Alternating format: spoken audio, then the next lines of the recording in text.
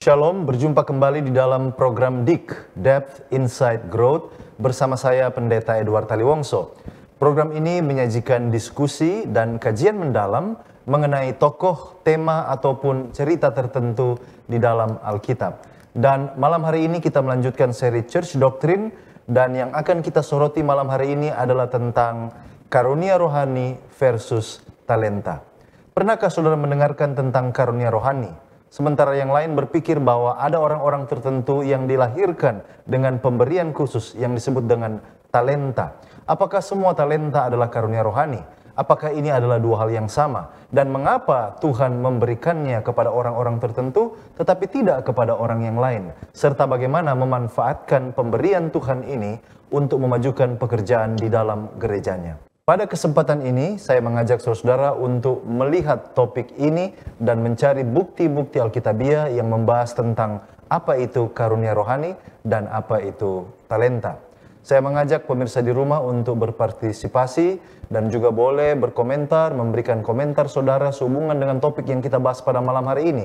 Saudara yang menyaksikan tayangan ini lewat Facebook atau YouTube, disilakan untuk memberikan komentar yang positif sehubungan dengan apa yang kita diskusikan bersama-sama pada kesempatan ini.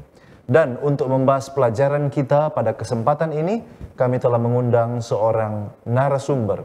Narasumber kita adalah pendeta muda Rivaldi Sumanti, Master of Arts in Education, Master of Divinity. Pendeta Rivaldi Sumanti telah menikah dengan Ibu Christy Selin Tolandang dan saat ini dipercayakan dalam pelayanan di Gereja Masehi Advent Hari ke-7 Goshen Tedeng dan sebagai chaplain di SD, SMP, SMA Advent Kediri.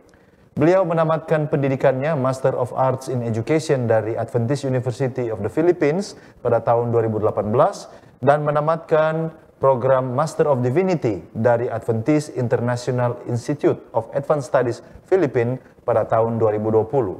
Dengan latar belakang pendidikan dari hamba Tuhan ini, maka ini akan sangat menolong saudara dan saya di dalam diskusi kita pada kesempatan ini. Mari kita sapa narasumber kita malam hari ini.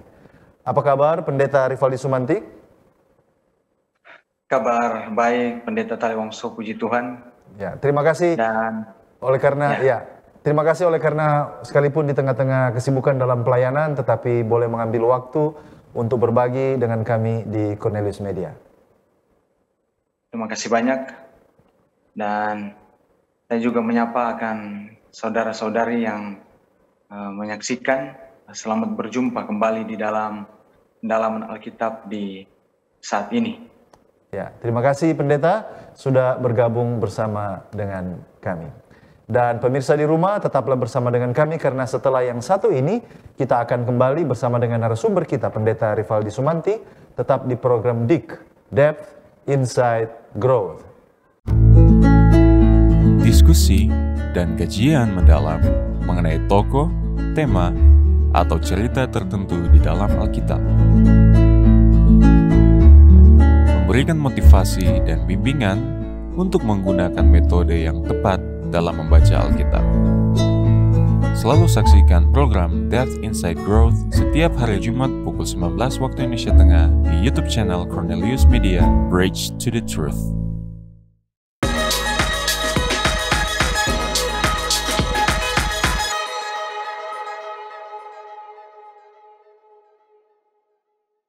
Kembali lagi bersama dengan kami di dalam program DIK, Depth Insight Growth, di mana kita akan mempelajari Alkitab secara mendalam untuk memperluas wawasan dan mengharapkan terjadi pertumbuhan kerohanian. Dan bagi saudara yang baru bergabung, narasumber kita pada kesempatan ini adalah Pendeta Rivaldi Sumanti, Master of Arts in Education, Master of Divinity. Dan topik yang kita angkat pada malam hari ini adalah karunia rohani versus talenta. Pemirsa di rumah, kita akan membaca kitab suci, tetapi sebelumnya mari kita berdoa untuk meminta tuntunan Allah Roh Kudus. Mari kita berdoa. Bapa Tuhan kami, Allah yang penuh kasih, kebaikan, terima kasih sekali lagi pada kesempatan ini kami boleh mempelajari firman-Mu. Dan saat ini ketika kami akan mempelajari firman Tuhan untuk sebuah topik yang kami angkat, yaitu tentang karunia rohani dan talenta. Kami sangat membutuhkan kuasa Roh Suci. Urapan Tuhan secara khusus boleh menjadi bagian narasumber kami, Pendeta Rivaldi Sumanti, supaya ketika kami akan berdiskusi, berbagi pandangan, kami benar-benar diberkati lewat diskusi ini. Di dalam nama Tuhan kami, Yesus Kristus, kami sudah berdoa. Amin.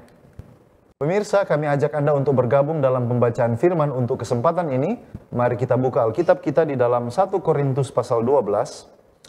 1 Korintus pasal 12 ayatnya yang ke-4 sampai ayatnya yang ke-6. Ada rupa-rupa karunia, tetapi satu roh. Dan ada rupa-rupa pelayanan, tetapi satu Tuhan. Dan ada berbagai-bagai perbuatan ajaib, tetapi Allah adalah satu, yang mengerjakan semuanya dalam semua orang. Demikianlah pembacaan kitab suci yang menjadi pengantar atau dasar kita untuk berdiskusi pada kesempatan ini. Dan mari kita langsung masuk kepada pertanyaan pendahuluan yang paling pertama. Kita langsung kepada narasumber kita, Pendeta Rivaldi. Apakah benar pendapat yang mengatakan bahwa karunia rohani itu berbeda dengan talenta? Kira-kira secara definisi, apa saja perbedaan antara karunia rohani dan talenta? Disilakan Pendeta. Baik, terima kasih Pendeta Taliwongso. Ya, kalau kita melihat tentunya benar karunia rohani itu berbeda dengan talenta. Oleh karena ketika melihat dari definisi dari kedua bagian ini, karunia rohani adalah satu kualitas yang tentunya diberikan secara ilahi atau dari divine, yang memperlengkapi orang-orang percaya untuk pelayanan bagi kebaikan gereja dan kepada dunia ini. Jadi memperlengkapi gereja di dalam pekabaran Injil dan untuk membangun anggota-anggota gereja seperti memelihara dan memperkuat gereja di dalam menyelesaikan pelayanan bagi Allah. Nah, di satu sisi talenta itu adalah kalau biasa kita lihat disebut natural talent atau kemampuan pribadi yang dimiliki, dan tidak semua talenta ini digunakan di dalam pelayanan bagi Kristus. Jadi ketika ditanya apa perbedaan, perbedaannya adalah terletak pada fungsi dari masing-masing. Baik. Terima kasih Pendeta. Tadi kita sudah mulai dengan definisi ya, dan memang Pendeta sudah sampaikan tadi bahwa memang berbeda. Tapi mengapa banyak orang yang sepertinya agak sulit membedakan antara karunia rohani dan talenta? Apakah memang ada persamaan antara karunia rohani dan talenta selain perbedaan? Terima kasih. Jadi memang ini satu topik yang menarik. Ya. Dan ketika ditanya di dalam pertanyaan ini apakah ada persamaan, tentunya persamaannya adalah kedua-duanya adalah pemberian dari Allah. Kedua-duanya adalah pemberian dari Allah. Ya. Jadi dua-duanya baik talenta maupun karunia rohani adalah pemberian dari Allah, tetapi yang Pendeta sampaikan tadi, karunia rohani lebih berfungsi untuk membangun gereja.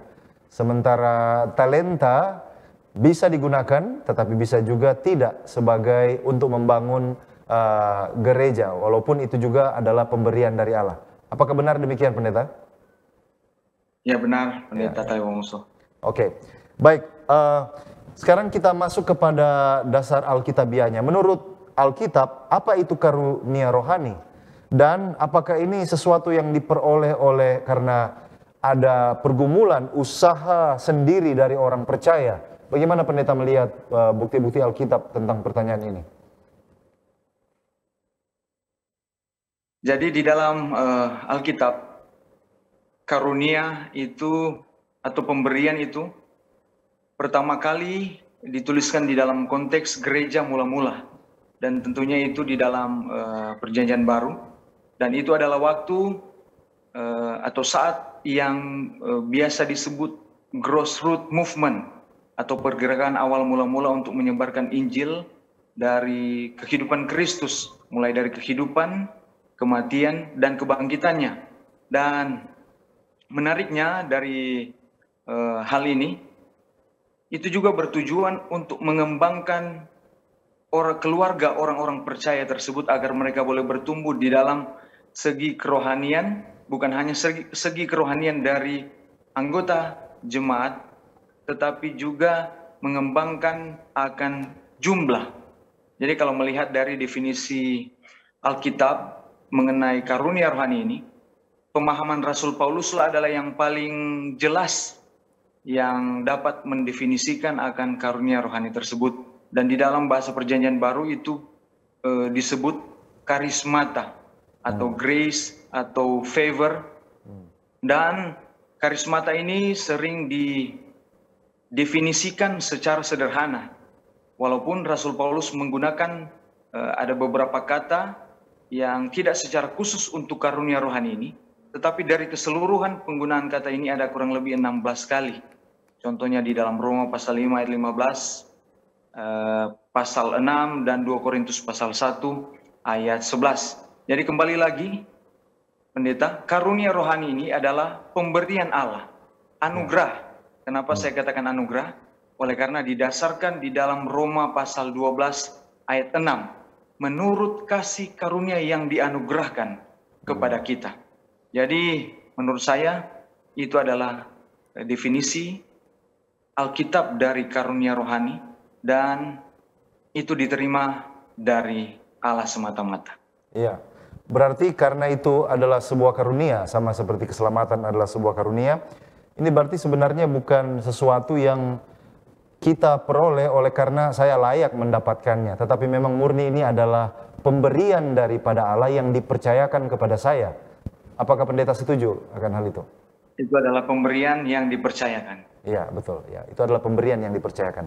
Baik, pendeta, puji Tuhan untuk jawaban yang telah kita dengar. Masih ada lagi hal-hal yang akan kita tanyakan, dan saya yakin pemirsa di rumah masih terus bersemangat untuk masuk lebih dalam. Namun sebelum kita lanjutkan diskusi kita akan mendengarkan pesan-pesan rohani berikut ini. Tetaplah bersama dengan kami.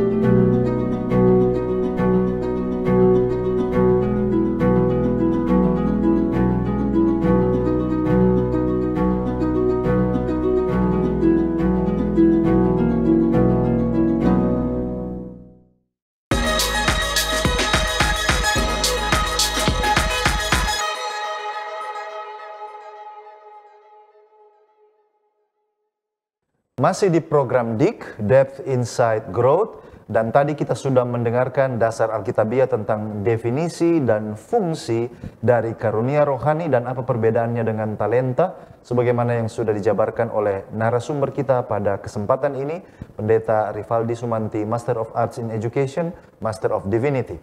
Kita lanjut kembali lagi kepada narasumber kita, Pendeta Rivaldi. Kira-kira apa saja karunia rohani yang diberikan kepada jemaat menurut ajaran Alkitab? Baik, terima kasih pendeta. Jadi kalau bertanya mengenai karunia atau macam-macam karunia yang diberikan, tentunya kita membagi di dalam beberapa bagian, melihat dari kategori atau berdasarkan akan nature dari gifts tersebut. Yang pertama mungkin melihat dari ada yang biasa disebut power gifts, ada serving gifts, outreach gifts, spiritual maturity, dan internal church organization gifts. Nah, di dalam power of gift itu ada karunia bernubuat, karunia untuk berkata-kata atau tongue, karunia untuk menginterpretasi akan karunia dari tongue tersebut, ada healing, dan di serving gifts ada karunia untuk memberi, juga ada mercy, faith, helps, dan di bagian selanjutnya ada outreach gifts sebagai apostle atau evangelist, healing, mercy, dan juga ada banyak ada beberapa di dalam sesuai dengan kategori dari gifts tersebut. Juga ada karunia untuk memimpin. Nah, itu juga administration, helps, leadership, dan lain sebagainya. Jadi pendeta, menurut saya itu adalah karunia rohani yang diberikan kepada jemaat. Berdasarkan akan 1 Korintus pasal 12 ayat 8 sampai ayat yang ke-11. Baik, terima kasih. Jadi ini berdasarkan 1 Korintus pasal 12 ya, 1 Korintus pasal 12 ayat 8 mulai. Nah, walaupun tadi pendeta sudah membagi definisinya, apa sebenarnya alasan kalau kita belajar baik-baik dari Alkitab, apa sebenarnya alasan mengapa Allah memberikan karunia ini kepada gerejanya? Kembali lagi kita harus melihat dari pandangan Alkitabiah, tentunya di dalam Efesus pasal 4 ayat 11 dan ayat 12, di mana dijelaskan mengenai pemberian yang digunakan tentunya untuk memperlengkapi orang-orang kudus bagi pekerjaan pelayanan, bagi pembangunan tubuh Kristus. Dan ini adalah satu kualitas yang diberikan secara rohani oleh Roh Kudus kepada setiap orang yang percaya bagi pelayanan khusus di gereja dan pelayanan kepada dunia tentunya. Dan ketika para anggota gereja menggunakan karunia-karunia rohani ini sebagai penatalan yang setia tentunya dari berbagai anugerah yang diberikan oleh Allah, gereja itu dilindungi. Jadi gereja itu dilindungi dan juga bukan hanya dilindungi, tetapi gereja itu dapat bertumbuh.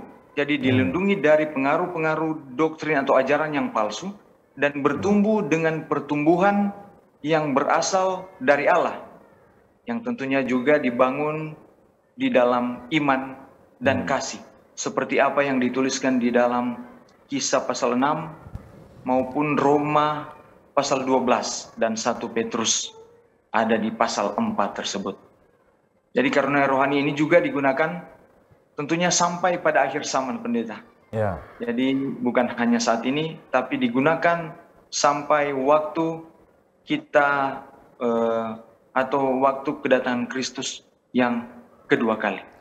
Baik, saya mencatat tadi pendeta mengatakan bahwa karunia rohani ini diberikan untuk supaya jemaat itu bisa bertumbuh.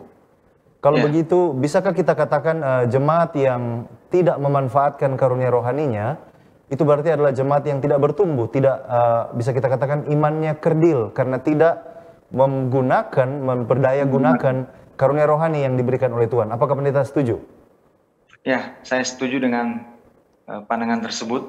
Oleh karena karunia ini diberikan untuk melakukan tugas kita sebagai orang-orang yang percaya, lebih khusus di dalam menantikan kedatangan Kristus yang kedua kali.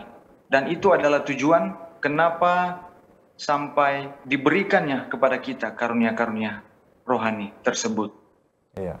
Ya, jadi ini menjadi sesuatu catatan penting ya, bahwa ternyata melayani bukan hanya dibebankan kepada orang-orang tertentu saja ya, tetapi semua yang memiliki karunia rohani. Dan nanti mungkin sebentar kita akan lihat apakah semua orang dapat karunia rohani atau hanya beberapa orang tertentu saja di dalam gereja. Nah, pendeta, ada satu lagi pertanyaan yang mungkin banyak ditanyakan, yaitu mengapa ada sebagian orang yang sepertinya memiliki lebih banyak talenta atau lebih banyak karunia rohani dibandingkan yang lain? Bukankah ini kelihatannya seperti tidak adil dan bisa saja mungkin ada menimbulkan kecemburuan? Sehingga ada orang yang berkata, mengapa dia diberikan banyak talenta sementara saya mungkin hanya 1 atau 2 saja? Bagaimana pendeta melihat pertanyaan ini? Jadi ini menurut saya secara pribadi ini adalah pertanyaan yang lucu. Oleh karena kita harus menyadari bahwa sama seperti Tuhan menciptakan kita tentunya masing-masing unik, berbeda satu dengan yang lainnya. Dan dia juga memberikan kepada kita tentunya karunia rohani yang berbeda. Dan ketika gereja memiliki berbagai karunia rohani untuk dikerjakan, lebih banyak yang dapat dicapai, yaitu untuk kemuliaan nama Tuhan. Dan saat ini kita mungkin memiliki pengetahuan yang kuat tentang contoh kalau mereka menekuni bidang medis, mereka tahu mengenai bagaimana merawat, mereka tahu mengenai obat-obatan, ataupun sumber daya yang dapat mereka bagikan. Atau ada juga di lain pihak, mereka sekedar memiliki kata-kata yang baik untuk ditawarkan kepada orang lain. Jadi memotivasi, atau bahkan sekedar boleh membantu orang lain dengan apapun yang dia miliki. Dan semua hal ini adalah contoh dari karunia rohani yang telah Tuhan berikan kepada kita. Dan beberapa orang tentunya yang memiliki akan karunia ini, boleh mereka ada yang menawarkan kebijaksanaan melalui pengetahuan mereka, baik melalui cara mereka berbicara di depan umum, ataupun ketika mereka menjangkau banyak orang melalui media sosial yang mereka miliki. Dan itu adalah karunia yang diberikan untuk dibagikan kepada orang lain, membantu mereka melalui perjuangan spiritual kerohanian yang dihadapi. Dan yang lain mungkin memiliki bakat untuk menyembuhkan, baik secara fisik maupun emosi. Dan di satu sisi yang lain lagi, mungkin terampil bekerja dengan orang-orang muda, mereka pandai di dalam kepemimpinan. Dan semua hal ini tentunya adalah pemberian Tuhan yang paling baik, digunakan untuk kebaikan orang lain, bukan hanya untuk pribadi kita.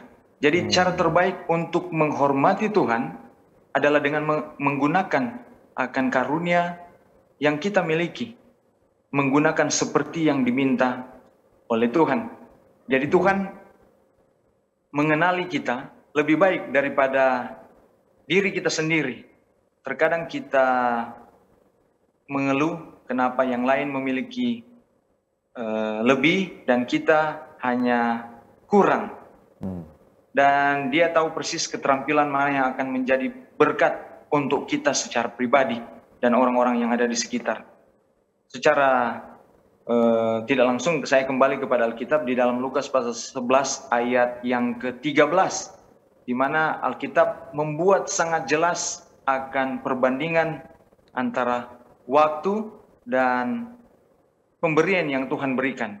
Allah mengetahui kita lebih dari diri kita, dan dia ingin kita menjadi berkat. Roma pasal 12 ayat 4 sampai 8. Ini salah satu ayat yang saya sering baca juga.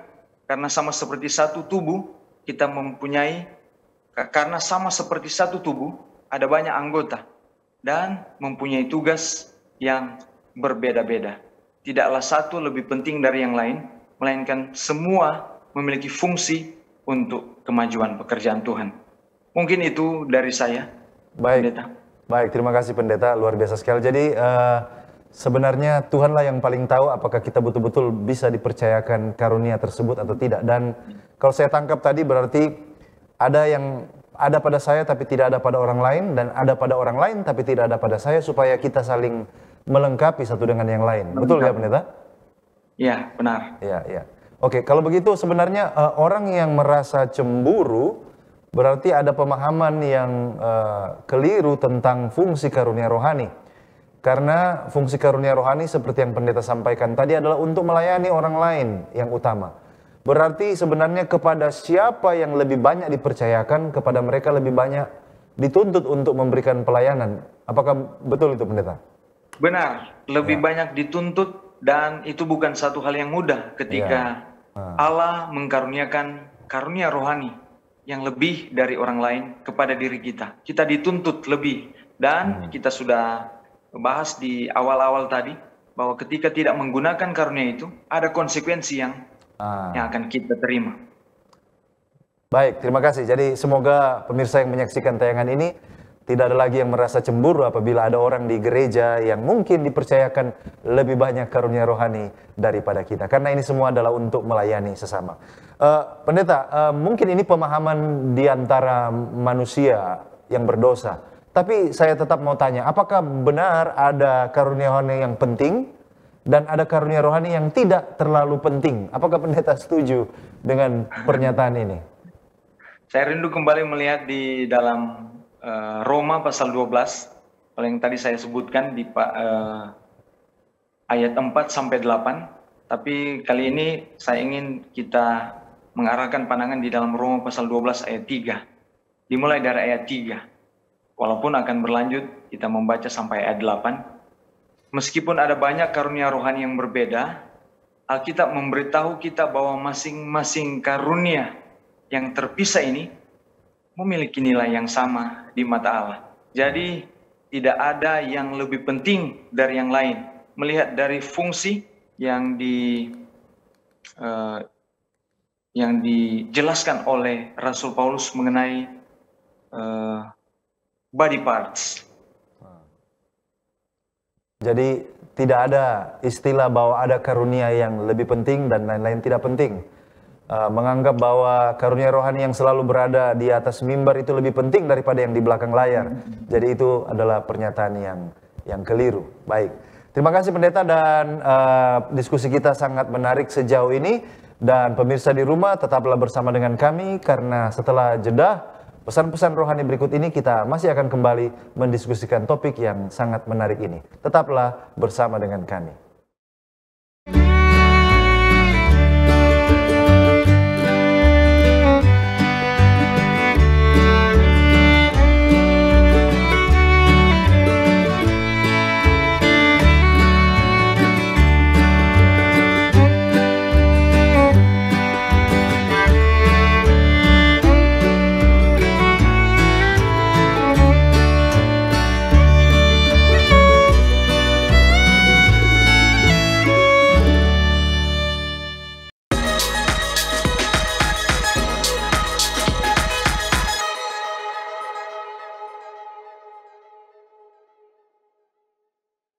Kembali lagi di program DIG, Depth Insight Growth, dan kita masih akan bertanya, berdiskusi, bertukar pikiran dengan narasumber kita, Pendeta Rivaldi Sumanti, sehubungan dengan topik karunia rohani versus talenta.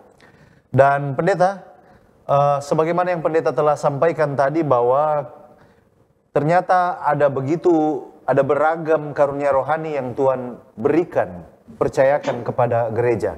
Nah, kalau begitu pertanyaannya adalah, apakah benar jika seluruh anggota gereja memburu satu karunia tertentu? Saya kasih contoh karunia berbahasa roh. Karena satu hal yang populer di beberapa gereja, bahwa semua anggota gereja memburu kalau boleh memperoleh karunia rohani itu, yaitu karunia berbahasa roh. Apakah ini sesuai dengan konsep karunia rohani yang Alkitab katakan? Bagaimana pendeta melihat hal ini? Baik, tidak benar jika ada gereja yang memburu atau seperti yang dikatakan tadi mengutamakan satu dari banyak karunia rohani. Oleh karena sangat jelas di dalam Alkitab mengatakan bahwa masing-masing karunia itu dibutuhkan di dalam pelayanan untuk kebaikan gereja dan kemanusiaan.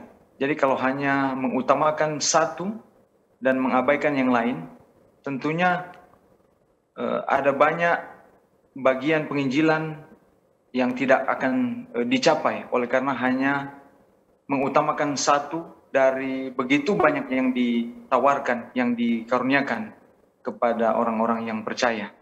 Jadi memang ada yang berpendapat bahwa karunia yang satu lebih penting dari karunia yang lain, tetapi kita harus juga memiliki pandangan yang tegas mengenai bagaimana untuk menghindari pengalaman yang ekstrim di dalam menginterpretasikan akan karunia rohani tersebut. Yang saya dapatkan kurang lebih ada 3, yaitu emosionalisme ekstrim dalam ibadah.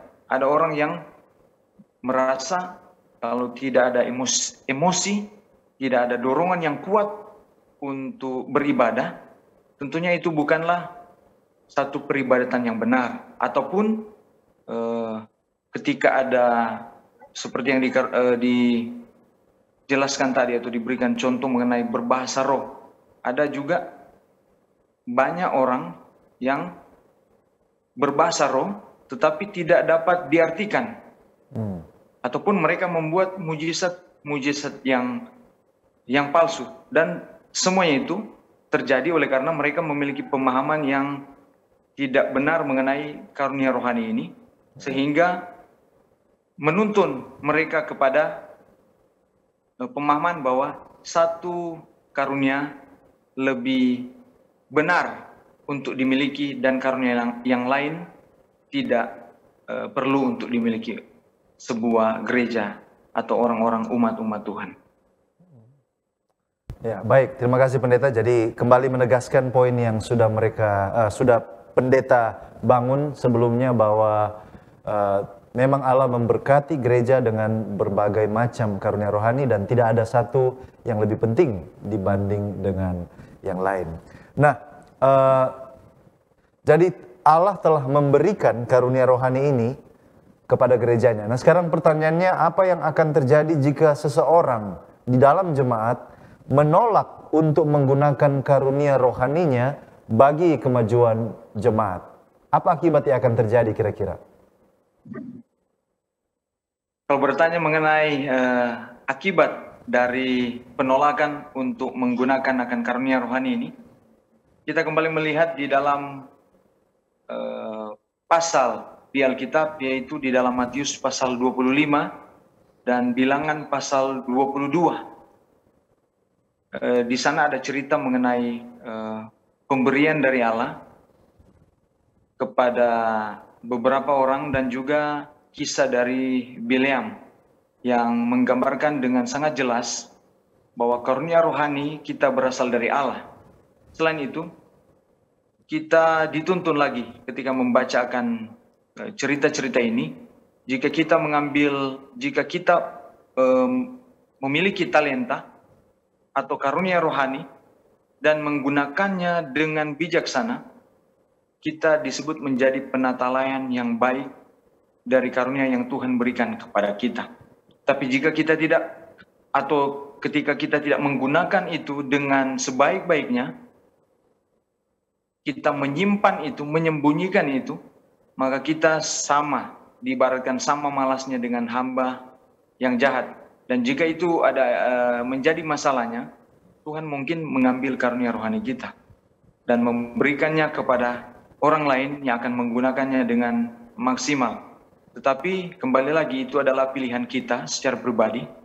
Jika kita memilih untuk menggunakan karunia rohani kita sesuai dengan panggilan Tuhan, kita bisa menjadi berkat yang luar biasa untuk orang lain.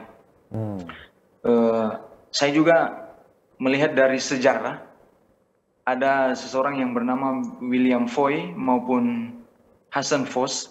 Mereka diberikan karunia yang dinamakan vision atau penglihatan atau mimpi sehubungan dengan ada satu hal yang akan terjadi. Dan di kemudian hari ada seseorang yang menerima penglihatan yang sama. Ya, adalah Ellen G. White. Itu adalah di tahun 1842, dan ketika penglihatan itu diberikan kepada orang yang lain, ini William Foy ini mencoba untuk memanggil akan congregation, dan dia berkata, saya memiliki penglihatan, tetapi di saat itu pula dia tidak bisa mengutarakan kepada orang-orang mengenai apa yang dia lihat, dan dia berkata seperti ini, it is gone for me. Dan dia menangis. Setelah dia menangis, dia berkata kepada orang banyak itu, I can say nothing because the Spirit of the Lord has left me. Roh Allah, roh suci sudah meninggalkan dia, sehingga talenta atau saya katakan karunia rohani yang diberikan kepada dia ditarik oleh Allah, karena dia tidak menggunakan atau dia menolak untuk menjadi berkat ketika menggunakan akan karunia tersebut. Ya, jadi bisa saja karunia rohani itu ditarik, dan juga bagi jemaat juga menderita oleh karena ada satu anggota tubuh yang tidak berfungsi sebagaimana mestinya. Ya, ya. Oke, baik, Pendeta. Sekarang kita bicara tentang mengembangkan karunia rohani. Apakah karunia rohani itu bisa dikembangkan seiring dengan berjalannya waktu? Lalu bagaimana caranya kira-kira Pendeta melihat hal ini? Yes.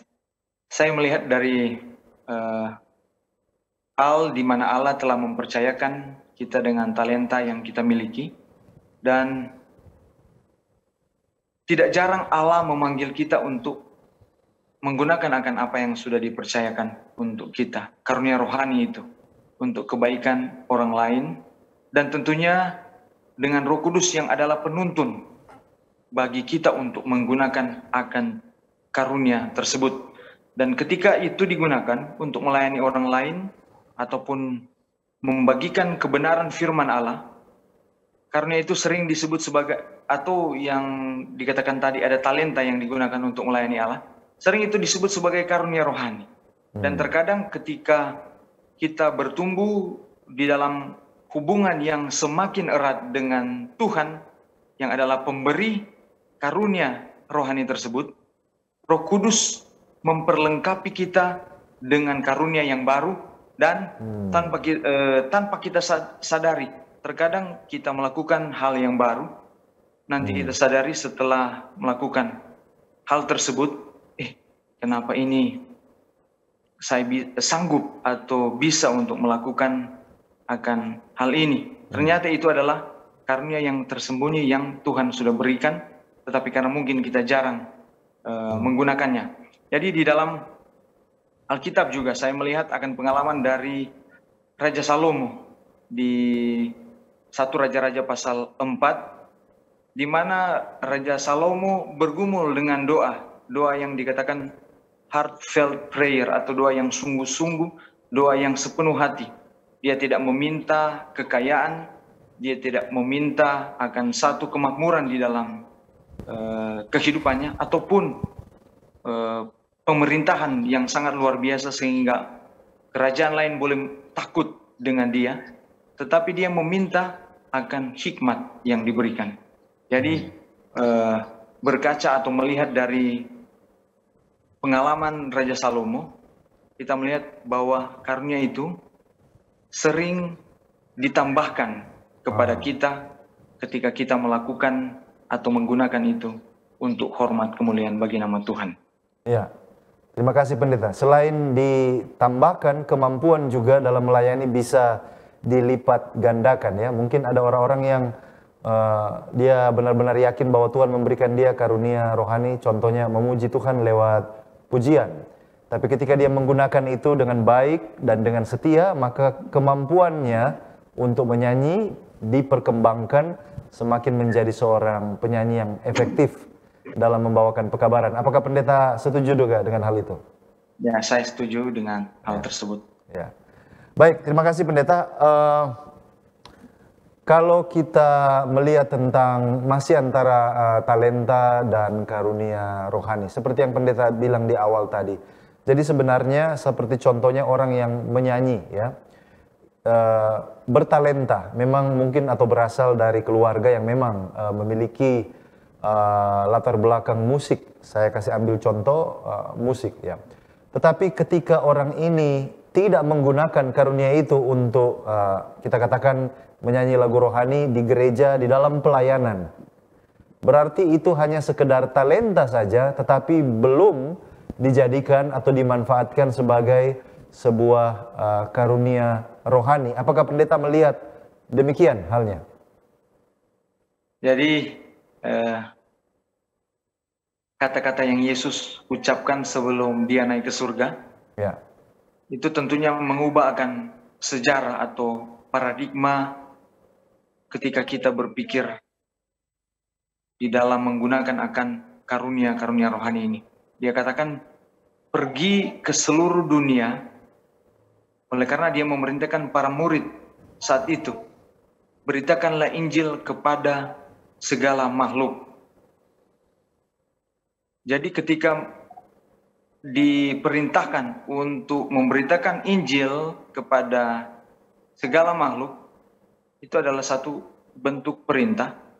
Dan bagaimana cara kita untuk mengabarkan Injil tersebut?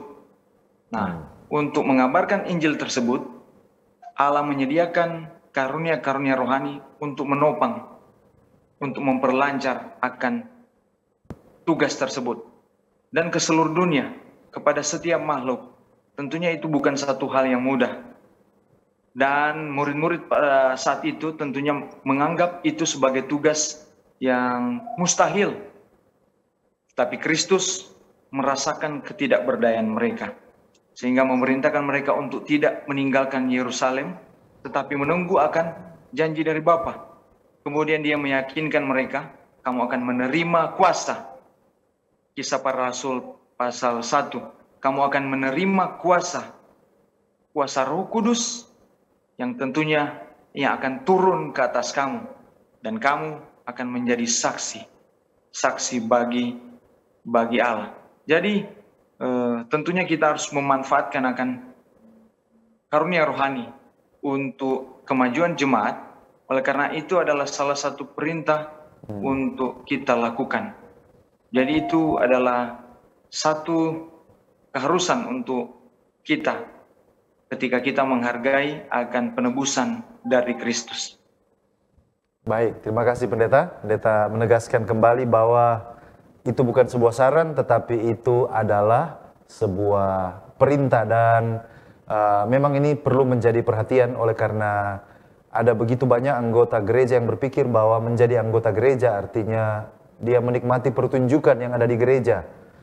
Artinya dia adalah seorang penonton, bukan sebagai pelaku. Tetapi sebenarnya semua kita dipanggil untuk pelayanan ini. Baik, Pendeta, pertanyaan yang berikut ini adalah pertanyaan yang saya pikir sangat penting setelah kita belajar tadi tentang karunia rohani, dasar-dasar Alkitabnya. Nah sekarang tentang bagaimana menghindari jebakan setan, yaitu kesombongan bagi mereka yang dipercayakan karunia rohani tersebut. Mungkin ada orang yang merasa bahwa dia dipercayakan lebih dari saudara-saudaranya. Bagaimana ini bisa berbahaya dan bagaimana kita bisa terhindar dari jebakan setan, jatuh pada perangkap kesombongan oleh karena karunia rohani ini? Baik, luar biasa sekali pertanyaan ini. Memang ini pertanyaan sangat penting untuk boleh kita diskusikan, kita renungkan. Jadi tentunya kita harus memiliki pengertian yang benar mengenai tujuan dari pemberian karunia rohani tersebut. Dan yang paling pertama adalah untuk menghindari jebakan setan bagi kita untuk boleh sombong. Karena mungkin ada banyak karunia yang diberikan, mungkin memiliki suara yang indah, karunia untuk berbicara atau memotivasi orang lain, kepemimpinan dan lain sebagainya. Jadi yang paling pertama adalah rasa syukur atas pekerjaan karunia di gereja harus ditunjukkan kepada pemberinya. Segala sesuatu harus ditunjukkan ke atas, ke sang pemberi, dan bukan kepada yang menjalankan karunia tersebut tentunya. Dan karena hadiah diberikan untuk gereja, bukan untuk individu. Penerima juga tidak boleh menganggap hadiah itu milik pribadi mereka. Oleh karena ini berbicara mengenai keseluruhan. Dan karena Roh membagikan karunia-karunia menurut pandangannya, tidak ada karunia yang boleh diremehkan. Kembali di pertanyaan awal. Tidak ada anggota gereja yang memiliki hak untuk menyombongkan diri karena pengangkatan atau fungsi tertentu. Dan di satu sisi tidak boleh ada orang yang merasa rendah diri juga karena mungkin memiliki karunia yang tidak sama dengan orang lain. Jadi tidak ada bagian tubuh yang harus berkata kepada yang lain, aku tidak membutuhkanmu. Ini di ayat 21-24. Mereka semua memiliki ketergantungan satu dengan yang lainnya. Ini bagian tubuh yang tampak lemah diperlukan juga. Dan bagian yang lain diperlakukan dengan hal yang sama. dan bagian-bagian yang tidak terlihat juga memiliki fungsi yang luar biasa yang tidak dimiliki oleh yang lain.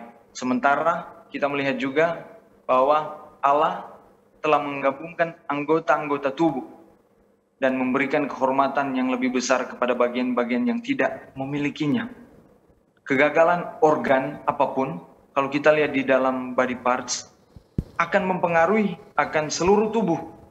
Jadi Tuhan bermaksud di sini, pembagian karunia rohani di gereja untuk mencegah akan perpecahan di dalam tubuh, untuk menghasilkan semangat atau keharmonisan dan juga ketergantungan satu dengan yang lainnya. Sehingga bagian-bagian harus memiliki perhatian yang sama satu dengan yang lainnya. Jadi mungkin itu dari saya mengenai pertanyaan bagaimana menghindari jebakan setan, yaitu kesombongan. Ya, baik, terima kasih pendeta. Satu hal yang luar biasa. Jadi justru Tuhan tidak memberikan kepada satu orang yang punya semuanya di dalam gereja supaya jangan ada orang yang menyombongkan diri dan memegahkan diri dan merasa bahwa dia tidak membutuhkan orang lain lagi di dalam gereja. Karena kita semua saling melengkapi dan saling membutuhkan satu dengan yang lain. Terima kasih pendeta, pelajaran yang sangat luar biasa dari karunia rohani dan talenta ini. Nah, sangat menarik diskusi dan pendalaman kita pada kesempatan ini. Dan saya percaya kita semua sangat terberkati lewat program ini. Namun karena waktu kita yang terbatas, maka kita tiba pada bagian rangkuman. Sebagai kesimpulan ataupun bisa kita katakan closing statement pada kesempatan ini, bisakah Pendeta Sumanti memberikan pelajaran-pelajaran apa yang dapat kita ambil dari diskusi kita sejauh ini? Disilakan pendeta. Terima kasih. Dari pelajaran ini kita melihat bahwa karunia rohani dan talenta yang dipercayakan Kristus kepada gerejanya secara khusus menggambarkan karunia dan berkat yang diberikan oleh Roh Kudus. Jadi semua orang tidak menerima karunia yang sama, tetapi kepada setiap hamba Tuhan beberapa karunia itu dijanjikan. Karunia-karunia khusus dari Roh bukanlah satu-satunya talenta yang digambarkan di dalam perumpamaan kalau kita baca Matius pasal 25. Oleh karena di dalam Matius pasal 25 ini mencakup akan semua hadiah, anugerah yang baik, yang asli, yang diperoleh secara alami ataupun secara spiritual yang diberikan. Jadi semuanya harus dipekerjakan di dalam pelayanan untuk kemajuan pekerjaan Tuhan. Rasul Paulus juga menggambarkan akan karunia rohani ini yang dianugerahkan kepada orang percaya untuk yang dia katakan kepentingan tubuh gereja. Jadi kepentingan tubuh gereja. Karunia-karunia ini adalah keterampilan yang diberikan, kemampuan yang diberikan, tentunya diberikan oleh Tuhan dan ditempatkan di tangan orang-orang yang percaya sesuai dengan kapasitas mereka, kemampuan mereka. Oleh sebab itu ada yang 5 atau ada yang 2, ada yang 1 dan lain sebagainya untuk digunakan seperti yang diarahkan oleh Roh Kudus, bukan digunakan sesuai dengan arah pemikiran kita secara pribadi. Jadi ada orang-orang yang memperkaya kehidupan pribadi di dalam melakukan atau menggunakan karunia-karunia yang sudah dianugerahkan. Tetapi gereja adalah satu komunitas dari orang-orang yang sudah diberikan akan karunia-karunia tersebut untuk melayani akan Allah dan melayani akan orang lain atau melayani dunia. Kita sebagai penata layan yang tepat dari karunia ini memerlukan pelayanan dan misi. Jadi harus juga ada misi untuk menjangkau orang lain, memenuhi kebutuhan orang lain, memerlukan atau menjangkau kebutuhan orang lain di dalam nama Kristus. Dan pendeta orang percaya juga menerima karunia rohani ini adalah atas dasar penerimaan pribadi. Menurut saya ini adalah kata-kata yang paling penting bagi setiap orang. Oleh karena kita harus memiliki dasar penerimaan secara pribadi dari Roh Kudus dalam penyerahan yang total dan ketaatan yang terus-menerus berkesinambungan kepada kehendak Allah. Jadi itu adalah syarat untuk kita menerima karunia rohani. Dan tentunya itu adalah berkat bagi setiap orang yang dipercayakan untuk menerima akan karunia rohani tersebut. Amin. Terima kasih Pendeta. Dan bolehkah Pendeta Rivaldi berdoa bagi pembahasan kita kesempatan ini dan juga berdoa bagi pemirsa yang telah menyaksikan dan mengikuti diskusi Alkitab ini, agar kiranya diskusi ini menjadi berkat luar biasa bagi mereka. Disilakan Pendeta. Baik, mari kita sama-sama berdoa. Bapa kami yang di surga, Allah pencipta, penebus, penopang kehidupan kami. Terima kasih untuk berkat yang Tuhan selalu karuniakan di dalam kehidupan kami, maupun penyertaan Tuhan ketika kami mempelajari akan Alkitab, terlebih khusus di dalam topik mengenai karunia rohani dan talenta, yang semuanya adalah anugerah dari Tuhan, diberikan kepada orang yang percaya, yang setia untuk melakukan segala tugas tanggung jawab, hanya untuk hormat kemuliaan bagi nama Tuhan. Dan kami berterima kasih oleh karena Engkau adalah Allah yang adil, Allah yang memberikan berkat untuk orang yang setia maupun penghukuman kepada orang yang tidak melakukan tugas dan tanggung jawab mereka. Berkati pula akan acara pendalaman Alkitab ini, berkati Pendeta Taliwongso bersama keluarga di dalam pelayanan, supaya terus digunakan untuk menjadi instrument of blessings dari Tuhan. Berkati pula kru yang bertugas dan semua pemirsa yang mengikuti akan acara ini. Kiranya kami akan selalu ada di dalam berkat, cinta, kasih dan perlindungan dari Tuhan. Terpujilah nama-Mu Tuhan, kehendak-Mu yang jadi di dalam kehidupan kami. Di dalam nama Yesus kami berdoa. Amin. Amin.